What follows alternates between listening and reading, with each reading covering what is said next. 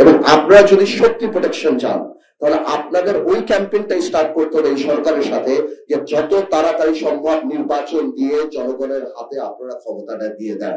আমার কথা শুনে হয়তো আপনাদের অনেকে মনে হচ্ছে প্রথমে পলিটিক্যাল স্টেটমেন্ট দিচ্ছে, বাট এটাই সলিউশন। খারাপ হোক ভালো হোক যেটাই হোক, পলিটিশিয়ানস আর অনলি সলিউশন, যে আমরাই আপনাদের পক্ষে দাঁড়াতে পারবো। বিকজ এত দুর্বল সরকারের কাছ থেকে আপনি এই ধরনের প্রোটেকশন চেতে পারবেন না।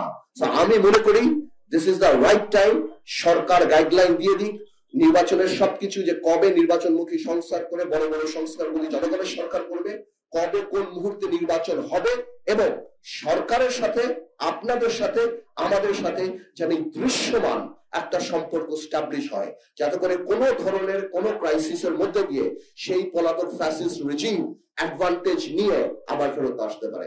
আক্রমণের মুখে স্বাধীন সাংবাদিকতা গণমাধ্যম প্রতিষ্ঠান, আমার মনে হয় আর এই ক্রাইসিসের অনুষ্ঠানটা ইনফর্মাল করা উচিত ছিল।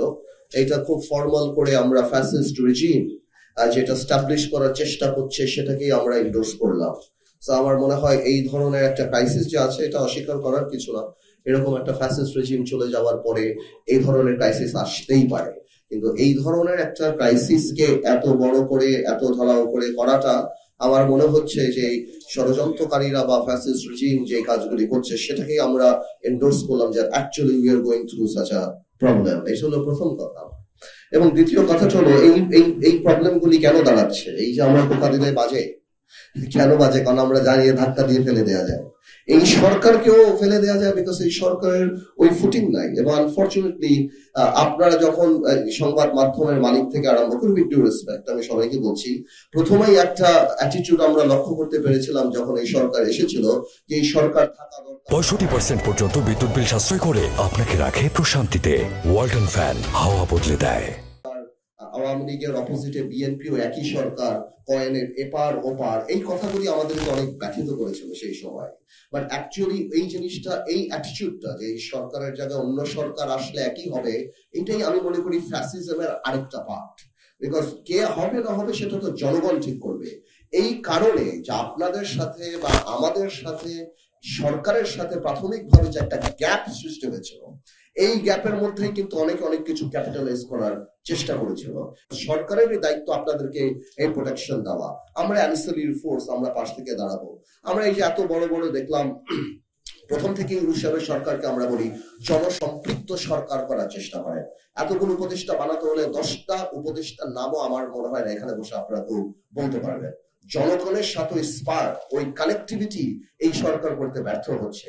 এটা একটা অল্টারনেট ছিল যদি রাজনৈতিক দলগুলির সাথে ইনফর্মাল ফর্মাল সম্পর্কটা আরো ম্যাচিউর হতো। আমি শ্রদ্ধার সাথে, মানে আমি সম্মানের সাথে জানতে চাই যে এই যে এত বড় একটা রিক্সা, ব্যাটারি চালিত রিক্সার একটা আন্দোলন হলো, কয়বার এই সরকার BNP being the biggest political party, আমরা তো অন্যান্য রাজনৈতিক দল, বিএনপি যার 70-80 লক্ষ বা কিংবা তার চেয়ে বেশি যার কর্মী বাহিনী আছে, কয়বার তাদেরকে অ্যাপ্রোচ করছে যে আমরা এই সলভ দিস প্রবলেম, আমাদেরকে হেল্প করে। ছাত্রদের যে এত বড় আন্দোলন হয়েছে সেখানে বিএনপি সহ কয়টা রাজনৈতিক দলকে সরকার একবার বলেছে, সংবাদ মাধ্যম থেকে কয়েকবার বলা হয়েছে, তাদের পত্রিকায় বা তাদের এখানে লেখা হয়েছে যে now the government should approach political party because political party will be limited. করা হয় নাই। এই যে গ্যাপগুলি দাঁড়াচ্ছে, আজকে কালকে আমার ভালো লাগলো, আমার স্বস্তির জায়গা লেগেছে যে আমি দেখেছি বিএনপি আপনার এই সরকারের সাথে দেখা করতে গিয়েছে, একটা ক্রাইসিস দাঁড়িয়েছে, দেখা করতে গিয়েছে। এবার আমি জানতে চাই, আমি জানি না বিএনপি নিচে গিয়েছে বা বিএনপিকে দেখেছে, ঝাঁপি দেখতে চাই যে আজকে ইউনূস সরকারের সাথে বিএনপি একই সাহেবের তারেক রহমান সাহেবের কয়বার কথা বলেছে, বিএনপি ফখরুল সাহেবের সাথে কয়বার কথা বলেছে, বা অন্যান্য ইম্পর্টেন্ট রাজনৈতিক দলের সাথে কয়বার কথা বলেছে। কেন এখন একটা স্পোকসম্যান এই সরকার রাখে নাই, ইউএস কমিটি এই সরকার রাখে নাই? Having a weak government, you cannot expect protection. আপনি আশা করতে পারেন না একটা প্রোটেকশন এই সরকার যদি এত দুর্বল থাকে।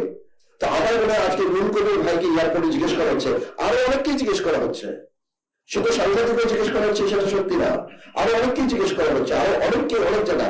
কেন? কারণ বারবার বলি এই সরকারটা দুর্বল সরকার, জনগণের সরকারই, ভালো হোক খারাপ হোক অ্যাকাউন্টেবল সরকার।